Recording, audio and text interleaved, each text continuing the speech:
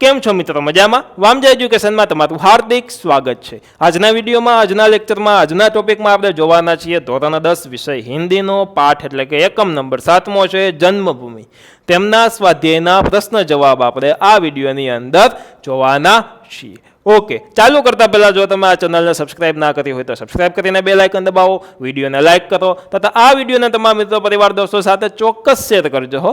ચાલો સરસ મજાના વિડીયોની શરૂઆત કરીએ. અને મિત્રો, આપણું ટેલિગ્રામમાં ગ્રુપ છે વામજા એજ્યુકેશન નામનું, આપણી કોમ્યુનિટી છે, તેની અંદર આપણી હેન્ડ રિટન નોટ હોય, PDF ફાઇલો હોય, વિડીયોની લિંક હોય, એવી બધી વસ્તુ ફ્રીમાં મૂકીએ છીએ, પ્રોવાઈડ કરાવીએ છીએ. તો ડિસ્ક્રિપ્શનમાં લિંક છે, જરૂરથી જોડાઈ જાઓ ટેલિગ્રામની અંદર હો. અને એમના પછી બહુ ઓછા રૂપિયામાં, ઓછા ખર્ચે વધારે સારું તમારે પર્સનલ ટ્યુશન મેળવવું હોય, એટલે કે આપણા કોર્સ ખરીદવા હોય તો વામજા એજ્યુકેશન નામની એપ્લિકેશન ડાઉનલોડ કરો અને 5 સ્ટાર રેટિંગ આપો અને એમની અંદરથી કોર્સ ખરીદો. ઓકે, આપણે આવી ગયા પ્રશ્ન નંબર 1 તરફ. निम्नलिखित प्रश्नों के नीचे दी गए विकल्पों में से सही विकल्प चुनकर उत्तर दीजिए. નીચે આપેલા પ્રશ્નના જવાબમાંથી સાચો જવાબ ગોતી અને લખવાનો છે. जननी जन्मभूमि खाली जगह से महान है. तो के स्वर्ग से महान है जननी जन्मभूमि, स्वर्ग थी पण महान. जन एटले के लोको, जननी जन्मभूमि एटले के ज्यां जन्म थाय छे ते भूमि एटले के आपणुं वतन स्वर्ग थी पण महान छे. भारत का भाल खाली जगह है तो के हिमालय है. गीता का गान करने वाला खाली जगह थे तो के कृष्ण थे. एमना पछी क्वेश्चन नंबर 2, निम्नलिखित प्रश्नों के एक एक वाक्य में उत्तर लिखिए. जन जन के हृदय में कौन सी नदियाँ बसी है? જોઈએ જવાબ. जन जन के हृदय में गंगा यमुना जैसी नदियाँ बसी है. एमना पछी कृष्ण ने किस ग्रंथ की रचना की? तो कि कृष्ण ने भगवद गीता ग्रंथ की रचना की है. एमना पछी जन्मभूमि में भारत की किन नारियों की बात बताई गई है? तो कि जन्मभूमि में भारत की सवित्री और राधा जैसी महान नारियों तथा तपस्विनी अहल्या की बात बताई गई है. एमना पछी चौथो प्रश्न, शांति निकेतन क्या है? तो कि शांति निकेतन एक तपोवन है कि वहाँ ऋषि मुनि ध्यान मग्न होकर ज्ञान रूपी नभ मंडल में विचरण करते हैं. ज्ञान रूपी नभ मंडल में विचरण करे. ओके, क्वेश्चन नंबर 3, आनाथी मोटा प्रश्नना जवाब. निम्नलिखित प्रश्नों के 2-3 वाक्यों में उत्तर लिखिए. चालो ने 2-3 वाक्यों में जवाब लिखिए. हिमालय के बारे में जन्मभूमि कविता में क्या कहता है? हिमालय माटे आ जन्मभूमि नामनी कविता में शू कहेवामां आवे छे? तो कि हिमालय हमारे देश का गौरव है, अपना देशनु गौरव है. यह भारत के मस्तक के रूप में भारत की शान बढ़ाता है. भारतना मस्तकना रूप में भारतनी शान बढ़ावे छे, એટલે કે શાન વધારે છે. ભારતનો નકશો જોવો ને તો આમ ઉપરની બાજુ હિમાલય છે, તો એમના ભારતના મસ્તક પાસે છે. ओके, कवि ने धरती के गुणगान कैसे गाए हैं? धरतीનું गुणगान कविए केवी રીતના ગાયું છે? तो कि कवि ने इस धरती को जन्मभूमि बताया. શું बताव्યું છે? तो कि जन्मभूमि कीधું છે. ये धरती हमें बहुत प्रिय है तथा हमारे लिए यह धरती स्वर्ग से भी बढ़कर है, એટલે કે સ્વર્ગથી પણ વધીને છે. तीजो प्रश्न, शांति सत्य अहिंसा का प्रचार करने वाले भारतीय महापुरुषों के नाम बताए.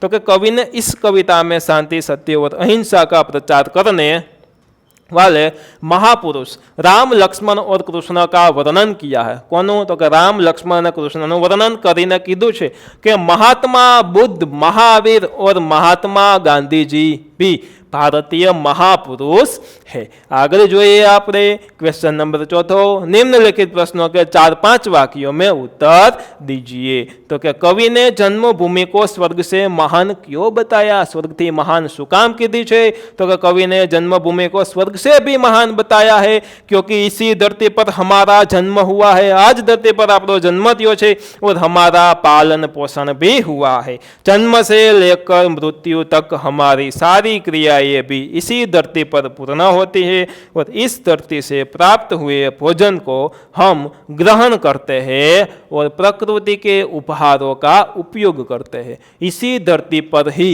अनेक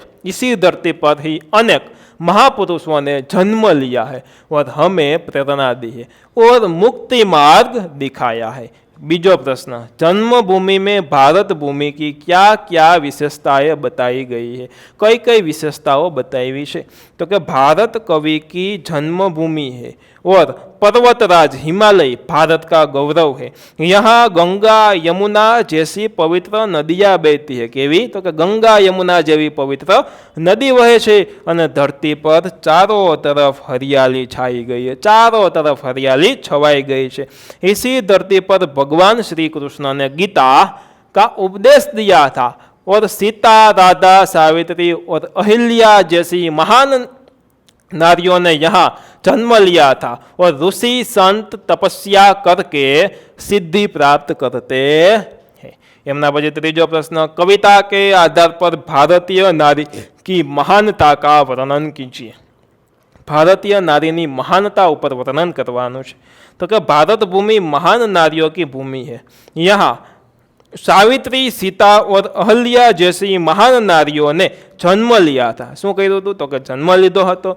इन महान नारियों ने भारतवर्ष की शान बढ़ाई है और माता सीता ने 14 वर्ष के लिए महलों के सुख और आराम का त्याग करके अपने पति राम के साथ वन में वास किया, वननी अंदर वास कर्यो और पतिव्रत निभाया और सावित्री यमराज से लड़कर, कोनी साथे लड़ीने? तो कि यमराज से लड़कर अपने पति सत्यवान के प्राणों को वापस ले आई थी और सती अहल्या अपने पति के शाप के कारण पत्थर बन गई थी। कोना थी? तो कि शाप ने कारण पत्थर बन गई थी, जो कई वर्षों बाद श्री राम का स्पर्श पाकर पुनः स्त्री रूप में आ गई, पुनः स्त्री रूप में आ गई। इस तरह कवि ने अपनी कविता में भारतीय नारी की महानता का सुंदर वर्णन, सुंदर एटले के सरस मजानुं वर्णन कर्युं छे।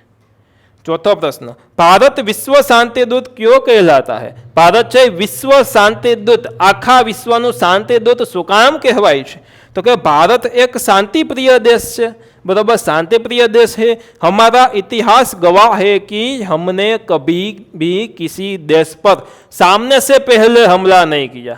कोई करे तो पछी मूकीए नहीं हो, कोई करे तो पछी मूकीए नहीं, पण सामेथी हमलो कोईना उपर करता नथी। भारत के महापुरुषों ने भी हमेशा शांति का संदेश दिया है। भारत में पूरे विश्व को एक परिवार की तरह माना जाता है। हम सब एक परिवार की तरह रहेंगे तो हम में आपसी भेद नहीं होगा। परिवार ने जेम रहशु तो आपसी भेद नहीं होगा और ऐसा हमारा मानना है और इस भावना का पालन करने से ही सुख, शांति और समृद्धि आएगी। इसी विचार को हम सारे भारतवासी पूरे विश्वास में फैलाना चाहते हैं, पूरे विश्व में फैलाना चाहते हैं और हमारे इस तरह की विचारधारा के कारण भारत में विश्वदूत कहा जाता है। प्रश्न नंबर 5 जोई लई। निम्नलिखित पंक्तियों का भाव स्पष्ट कीजिए। पंक्ति है तेमनो भावार्थ कहवानो छे। जिसका गौरव भाल हिमालय। कवि ने अपनी कविता में अपनी जन्मभूमि भारत, पोतानी जन्मभूमि भारत की प्रकृति का सुंदर वर्णन किया है। सुंदर वर्णन कर्युं छे कि पर्वतराज हिमालय भारत के मस्तक की तरह एटले के भारतना मुगटनी तरह छे, मस्तक की तरह है और उसका मान बढ़ा रहा है। मस्तक एटले के माथा, माथानी जेम। ओके, जिस देश का गौरव हिमालय जैसा पर्वतराज हो, उस देश की सुंदरता सबसे निराली एटले के सरस मजानी होय छे। बीजो प्रश्न, चढ़ता बनी चेतना सरसी। चढ़ता बनी चेतना सरसी।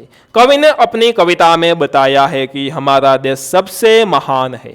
हमारे देश में इतनी पवित्रता है कि यहाँ जड़ तत्व भी चेतन में परिवर्तित हो जाता है। जैसे कि गौतम ऋषि की पत्नी अहिल्या अपने पति के शाप के कारण पत्थर बन जाती है, पत्थर बनी गई थी, पत्थर बन जाती है और कई साल बाद श्री राम का पावन स्पर्श पाकर, श्री राम नो पावन स्पर्श पाकर पुनः अपने चेतन रूप में आ जाती है। तीजो प्रश्न, वह वसुदेव बनना वह वसुदेव बना कुटुंबकम।